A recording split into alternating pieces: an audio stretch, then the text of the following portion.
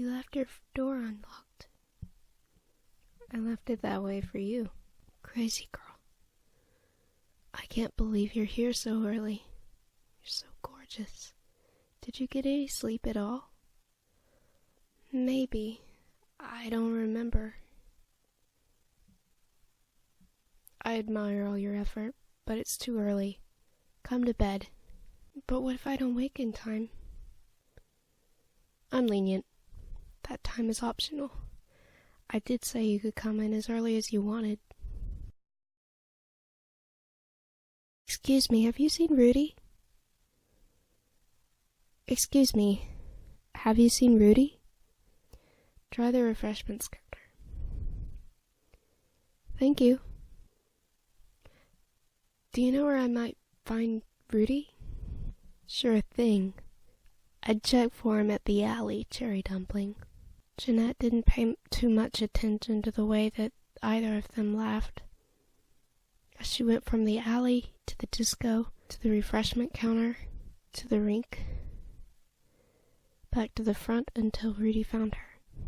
She looked so worried as she opened her mouth to explain that no one seemed to have seen him at all.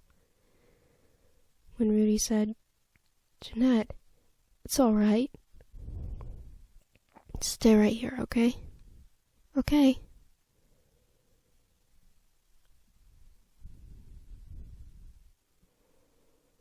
Why can't you all make her welcome here? I told you she'd be coming. I clearly recall telling you where to tell her to find me. I even had you say it back to me. That isn't funny. When I found her, she was shaking. Hey, I'm all right. Not again. I won't tolerate any more of your pranks, got it? Yeah. Don't worry about them. They'll warm up to you in no time. But I'm all right. I really am. Let me show you your uniform. Thank you. I thought you'd like it. Rudy, I'd love it. Rudy didn't have her doing the cashier work right away or even helping others learn to skate. Not yet. He let her mop a few hours while he helped beginner skaters. She watched on, mesmerized at times, and she overheard phrases like cherry sugar, cherry bonbon, cherry whipped cream, to know that it was directed at her. The main issue was the insult being that the meaning wasn't totally clear to her. If they meant it in that way, she'd be flattered. Actually, even though it wasn't true about her. To be perceived as a good girl, though, was never a bad thing. To say it with disgust implied something else, and it was that which confused her. The confusion annoyed her, even though she knew it wouldn't matter if it were like that at school. She'd been called things before. In school and paid no mind to it. No one was there whose opinion she really cared about anyway. Lucille would always stand up for her. So how is this so different, when she knew Rudy would stand up for her? A thought came to her from back when she was with Dane, and he told her it didn't matter to him what others thought of their relationship, because the only one whose opinion mattered to him was her. She began to smile when she heard any more of those phrases thrown at her, because she decided whatever they meant by it, she wouldn't let it mean anything. After all, those things wouldn't matter to Rudy, would they?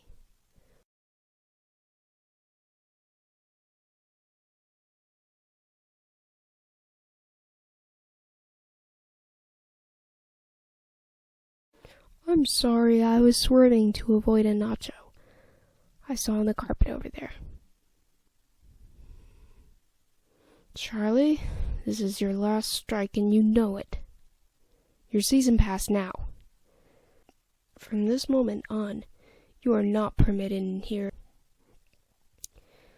You knew it come to this. Whatever. This place means nothing to me now anyway. There's something I need to show you.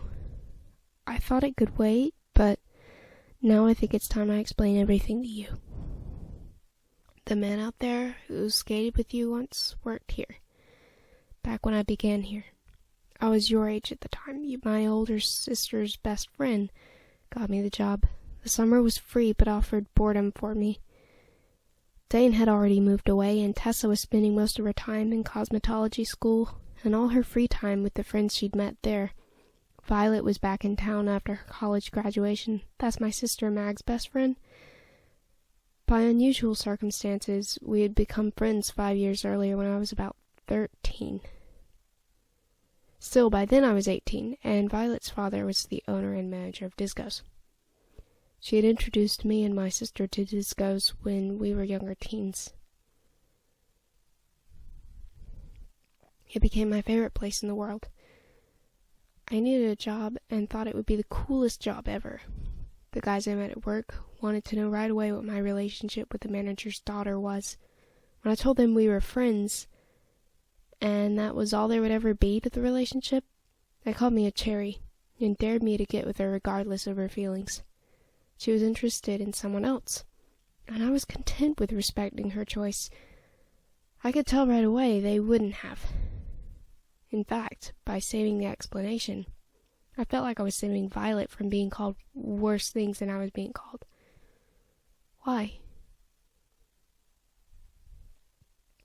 Because I think Violet had a crush on my sister. Is that what you meant by unusual circumstances earlier? There was much more to it than that, but I can tell you about that another time. Okay. You didn't let them call you those things, did you? Actually, when I told Violet about it, telling her I hated all those jerks and wanted to quit, she told me to turn it around. If they called me Cherry, I could make being Cherry into something better and cool, and really anything I wanted it to be. So I did. I made shirts with phrases like, I'm cherry fresh, cherries are sweeter, never been picked, proud to be cherry, real cherry, a kiss is nice, a cherry kiss is a grand prize, and cherry pure. At first I would wear the shirts around them and around others, and I'd get ridiculed. It was worse than before, and the insults came from both sides. Guys thought it was lame to be a virgin, more lame to claim you're proud to be one, while girls found it suspicious, especially the ones who had gone through that sort of thing my sister had in high school. What did she go through? She had Drake when she was still in high school. Drake's father was able to convince girls he was a good guy so that they'd let their guard down with him. Then he'd seduce them. That was part of the unusual circumstances which led to me being friends with Violet, but I can tell you more about that later. Local teen draws in biggest crowd DizzGo's skating rink has seen in decades with his suggestive t-shirt designs. This was after months of being ridiculed for it. Wow. Your shirts have seemed to really drum up a crowd here tonight. In just 1 hour, I've seen many various reactions to the sight of you. Is there a specific reaction you hope to achieve through the messages in your designs? It started as being a message for some jerks who were trying to insult me with the term cherry, trying to insinuate something was wrong with me being a virgin. That mindset bothers me. I'm only 18. I've had a few potential girlfriends, but until I'm certain I've found the love of my life, I'm not going to waste the experience. I see virginity as being a high selling point for any girl who might be the one. So why can't the same be said for me? So I put my argument on shirts. I'm happy that so many have come up to me requesting shirts. It only proves the point I've been trying to make with the shirts. The only sort of reaction I take offense to is where people get it all wrong, like I'm talking about taking pleasure in corrupting girls. That's not it at all. I'm saying that I'm proud to be one. And if they like my shirts enough to want some of their own, I want them to wear it and be reminded they can be proud of the choice they've made to wait. It started innocently, but there were enough women who took my status as an invitation. They thought it meant anyone could have a chance of being the one. Women fell on me, bumped me. Some even deliberately asking me to take them home. I told all of them they could flirt all they wanted with me, but I wouldn't leave with them or anyone. My shirts were selling well, but I became something of a mascot for DizzGo's, and one Sunday a month they'd DJ songs that had words cherry or sweet in them. Even songs with candy or other desserts being mentioned in them. Girls approached me constantly asking me to skate or dance with them. Those who showed up wearing a shirt I'd made got a discount that night only. One girl showed up with a shirt she'd made herself, and I had to always beg them to count it and let her in. Because I was flattered, and thought maybe she couldn't afford one of my shirts. Hers read, "Fan of DizzGo's Cherry." I would talk to her and she seemed nice. I would ask her every time which of my designs she liked the most because I would make her one for free. When she refused, I thought she was just embarrassed or being humble. She acted different from a lot of the other girls, and even though I had told everyone I wouldn't see them outside of the establishment, under any circumstances, when she called DizzGo's to speak to me and properly asked me to have lunch with her, I agreed to go. We went to a cafe, and it was pleasant at first, but then I blacked out and woke up in her bed. My belt was undone, but all my clothes were still on, and I was disoriented when she walked into the room, also fully clothed. I was going to ask her the obvious question.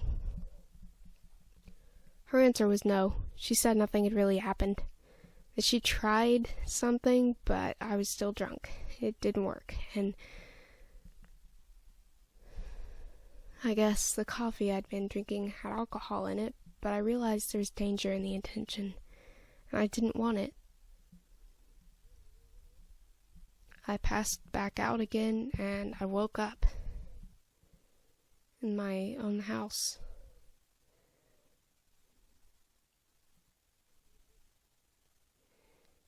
Which was creepy, but anyway, I had made my point, and people were even starting to show up with shirts that said "Spoiled Rotten Cherry." I didn't want to quit DizzGo's altogether, but I quit wearing the shirts. The ridicule I received for switching to normal shirts was worse than what I had faced in the beginning for being a virgin. I had made DizzGo's popular, and I got promoted to management position. I started picking out the uniforms for DizzGo's, which would put focus back into the establishment being retro. I also continued to make cherry shirt designs for people, but cherry nights were taken off the schedule, and if anyone asked, I'd tell them I hadn't changed. I just didn't want that amount of attention anymore. The guy who was being inappropriate with you was one of the jerks I mentioned earlier who I fired for sexual harassment. I also started a system where customers can be banned from DizzGo's for certain behaviors. Charlie's behavior is the reason I tore up his season pass and told him he's not to come to DizzGo's anymore. I should have told you about all the other stuff before you came here today, but I was afraid that it would make you think less of me. I had to tell you because I heard people say things around you. They're jealous of you. I know that. I guess maybe they wish they were the one with you. I feel honored to be yours. I don't think less of you. It makes me uncomfortable to hear about girls trying to cop a feel, but more than awkward to hear about a girl getting you drunk and taking you home with her. It's frightening. I think she spiked your coffee. At least you know you'd never need to do that with me.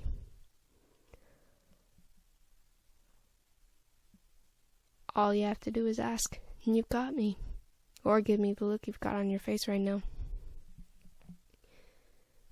A key for my house. I got it for you yesterday when I thought about the night before, when you waited in the rain for me. If that happens again, now you can let yourself in anytime. Wow. Is it okay for me to hug you, being that I work for you now? Of course, by the way. You did a great job today. I can go ahead and clog you out, but I still have to close up. Unless you have other plans, you can meet me at my house. No, no, I don't have other plans. I'll see you there then. But wait, what about the uniform? Should I change back into my own clothes and keep them here somewhere, or you can take it with you? It's yours. I love it. I know. I love it on you. You won't be made to wait tonight.